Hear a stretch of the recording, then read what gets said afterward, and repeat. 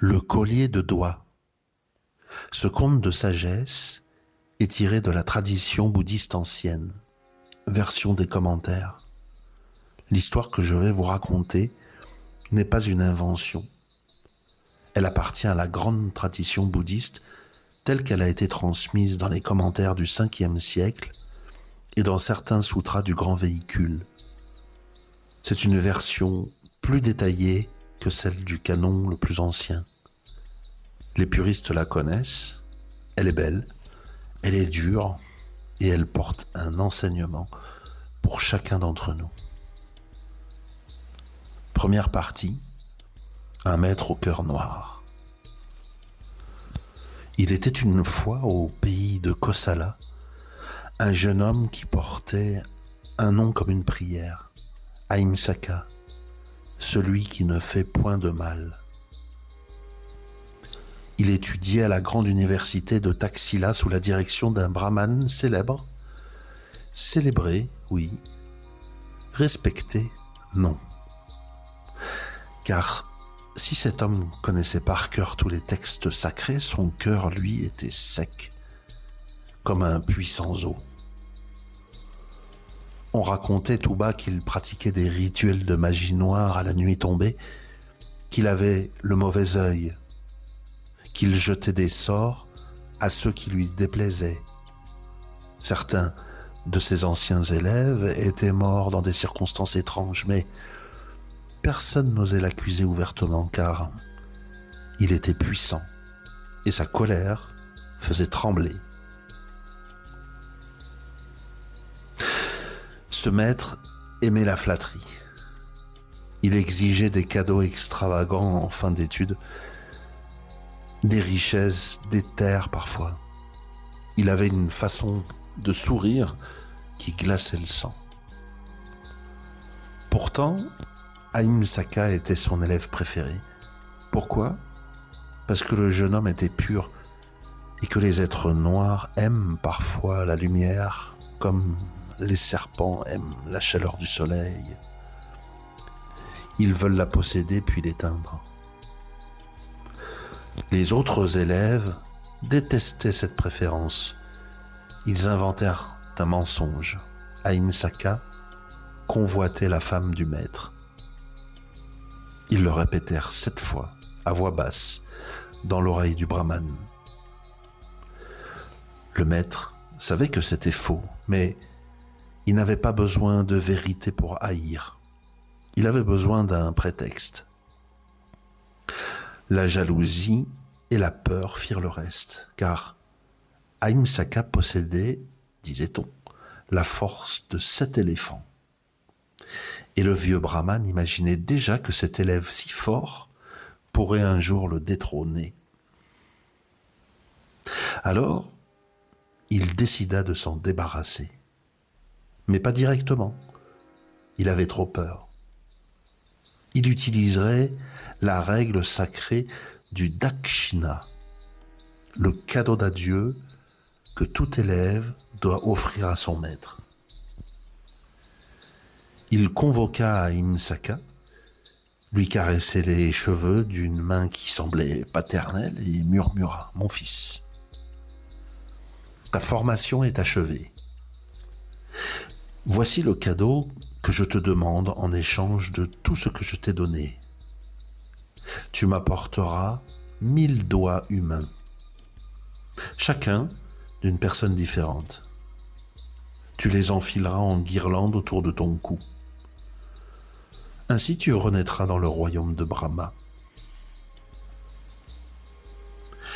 Pour être sûr que sa proie ne lui échapperait pas, il ajouta des mantras de magie noire, des formules anciennes qui brouillent la raison et plongent l'esprit dans un brouillard d'obéissance. Et Ahimsaka, élevé dans la croyance que ce maître, malgré ses défauts, détenait la vérité, obéit. Deuxième partie, la forêt et le collier. Il devint celui qu'on appela bientôt Angulimala, celui qui porte les doigts en guirlande. La forêt de Kosala devint son royaume. Il tuait sans colère, sans haine même, par obéissance, par aveuglement. 999 doigts. Il lui en manquait un. Ce jour-là, Angulimala cherchait sa proie. Il vit au loin sa propre mère, qui venait, par le sentier, apporter de la nourriture aux ascètes. L'ultime doigt, pensa-t-il. Il leva son sabre. À cet instant précis, un moine apparut sur le chemin. Il marchait seul, paisiblement, comme si la forêt entière était sa chambre. Angulimala hésita. Une proie plus facile. Il abandonna sa mère et bondit. Il courait plus vite que le tigre. Ses jambes étaient des éclairs. Il allait rattraper le moine, mais voici.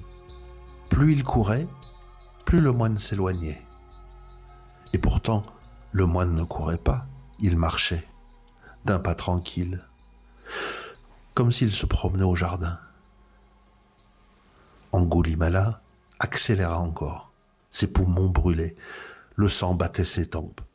Il fut à portée de sabre, il tendit la main, et le moine n'était plus là. Il avait disparu.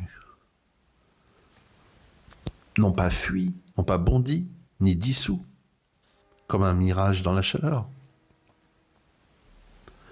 Il réapparut 20 pas plus loin, continuant sa marche, imperturbable. Le bandit hurla de frustration. Il repartit. Il courut jusqu'à épuisement. Chaque fois le même sort.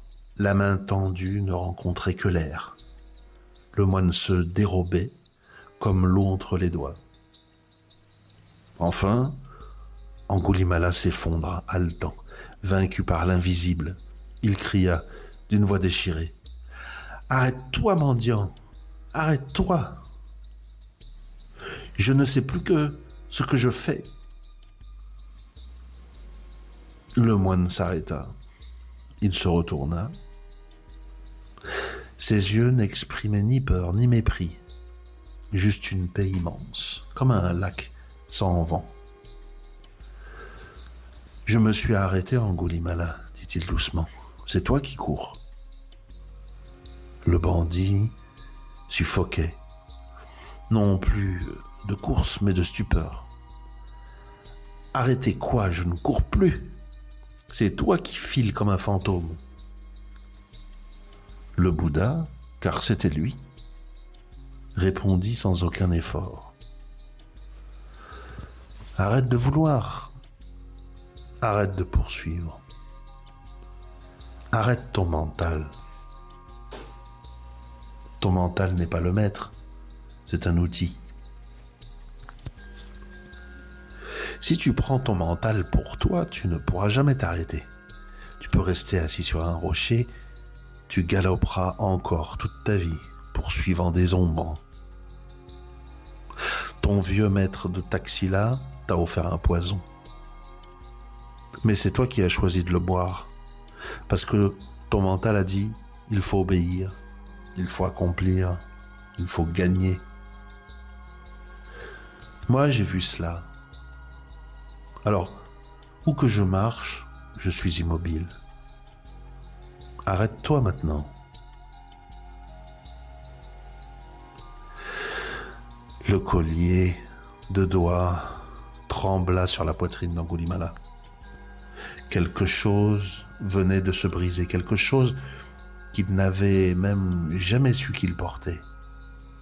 Son sabre tomba. Le bruit sourd fit s'envoler tous les oiseaux de la forêt. « Que m'arrive-t-il » murmura-t-il. « Tu viens de t'arrêter » dit le Bouddha. « Pour la première fois. Bienvenue. » Question. Et toi qui écoutes, assis là, bien tranquille, en ce moment même, est-ce que ton mental est ton maître, ton outil? Qui commande? Qui obéit? Qu'est-ce que tu pourrais arrêter? Rien que pour voir. Juste pour voir. Fin du compte.